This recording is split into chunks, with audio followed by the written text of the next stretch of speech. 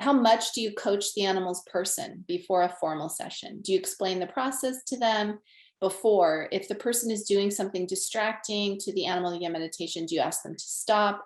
I'm specifically thinking of your example, the person grabbing the sleeping cat and then putting the upset cat on your lap. And how do you prevent this? Or do you try to prevent anything?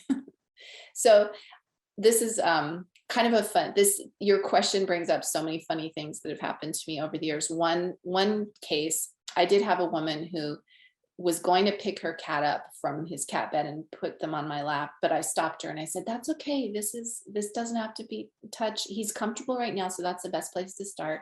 What? You're not going to touch him? I don't understand.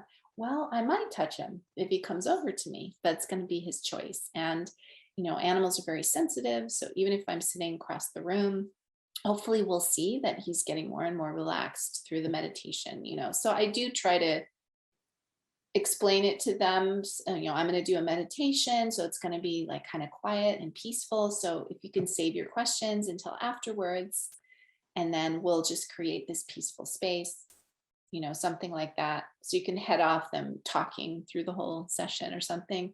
But I did have a session where the woman started vacuuming her house in the middle of the session.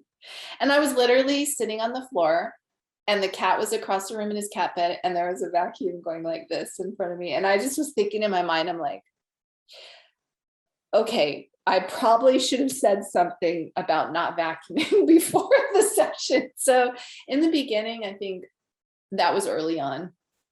I think I didn't tell people enough about what to expect. So just laying the groundwork, this is a meditation session. I'm creating a space of peacefulness. So if you have questions, we can talk afterwards, but let's try to just hold the space. If you have other animals, let everybody come freely in and out of the space. If your animal leaves, you don't need to bring them back in, because they're very sensitive and open to the energy. They'll still be able to take part, even if they sit in the next room.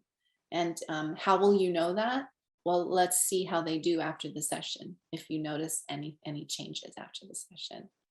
So sometimes you see something during the session, but sometimes you don't, but afterwards you see an improvement. So there's a lot of different ways that it can look.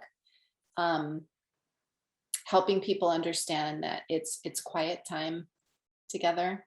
Sometimes I tell people they can, they want to sit with us and observe and just kind of open their heart to supporting their animal, supporting that healing space.